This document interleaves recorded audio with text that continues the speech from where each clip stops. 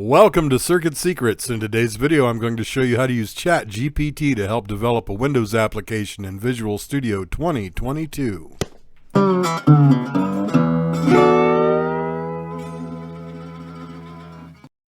In the last video, I showed you how to set up Visual Studio 2022 to create form-based applications for Windows using C#.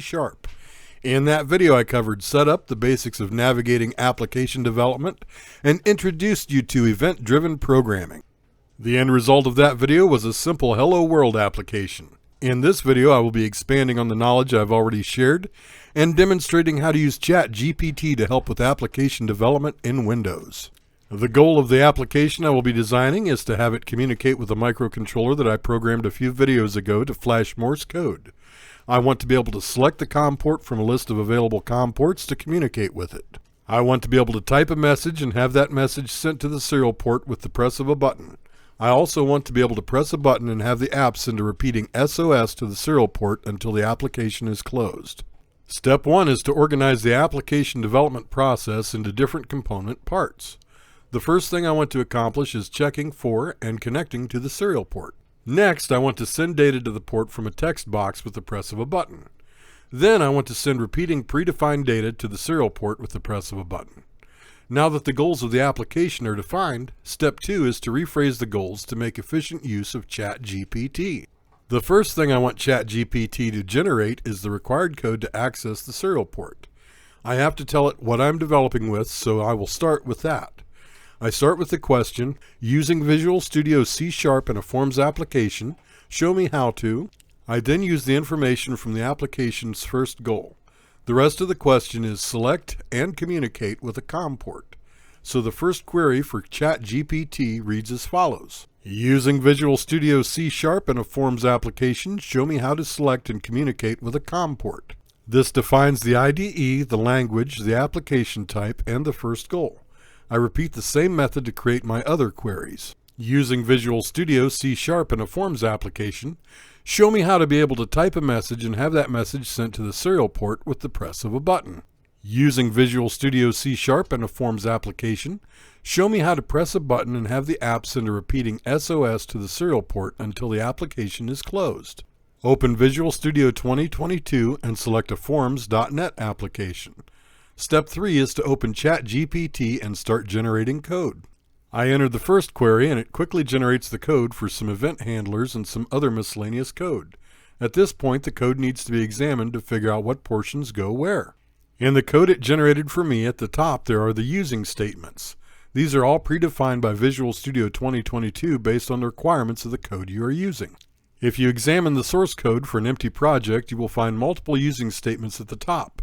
Some are bright and some are grayed out. These statements are about class inheritance for the project. The more inheritances, the larger the compiled code, so the compiler tries to exclude anything not required. Under the using statements in the generated code is an object called serial port of the type serial port. This must be in the namespace of the form inside the partial class of the form, so the functionality of the COM port can be inherited by the application. The next section of code is an event handler for the form load event. The event handler for the form load is supposed to respond as soon as the application loads, and only respond to the event once. You can think of its behavior as similar to the setup function in Arduino. Now in the code for the form load event handler, I need to look for any elements that it requires. The code does not create design elements but can access their properties. If the visual element is not present, is of the wrong type, or has the wrong name, errors can be caused in the app designer. When copying code, it is best to click on the element and then pass the code into the auto-generated handler to avoid conflicts and to ensure the references are valid. In the form load event handler, I see a combo box called CBO ports. I will create the design element before I copy the code. I drag a combo box from the Tools menu to the form. I then find the design name property and change it to CBO ports. Inside the form load handler, there are only a string and a combo box. The string is just like any variable and resides only in the source, as it is not a design element. This handler calls the serial port object and fills the combo box with a list of available serial ports on the PC. The serial port object does not care if they are old-style serial ports or USB-based serial ports. It lists any serial ports that have drivers and are detected by the system. I copy the code for the form load handler into the source code. It is placed inside the already defined form load handler. The order of handlers is not real important, but they have to be in the correct namespace and class of the form and properly referenced by Visual Studio. Next, I move on to the next handler Chat GPT generated. This handler is for the BTN Connect event of click. This code is executed when the button named BTN Connect is clicked. This means the handler is going to be connected to a button called BTN Connect, and this needs to be added to the form designer. You can change the names of objects, but when copying code from another programmer, even an AI programmer, this can lead to errors and missed calls to objects. So I drag a button in from the toolbar and change the design name to BTN Connect. I double-click on the button and an event handler is generated in the code and the cursor is placed inside the handler. This event handler deals with creating and connecting a serial port object, and the serial port was selected in the combo box we already created. Now I add the code from Chat GPT to the event handler. The next two handlers are for sending and receiving text from the serial port. This means the first and second goals for the application have already been met. These handlers require a text box element in the designer named txt-data. The comments do not specify this, but I recognize the way the object is called and its name txt-data.text. So I drag a text box into the designer and a button for the BTN send handler. I give the button and text box names to match the source code. I'm not going to use the receive handler because I have no need to right now. The last handler is the Form1 form closing handler. This handler runs when the application is closed and does some cleanup by closing the serial port if it is open so other apps can access it later. Copy the code from Chat GPT to the event handler. If you have been following along, you should have a Windows application with a combo box, a text box, and two buttons. There should be a few fleshed out event handlers. The next thing I want to do is use Chat GPT to generate the code needed for a repeating SOS message to be sent to the serial port.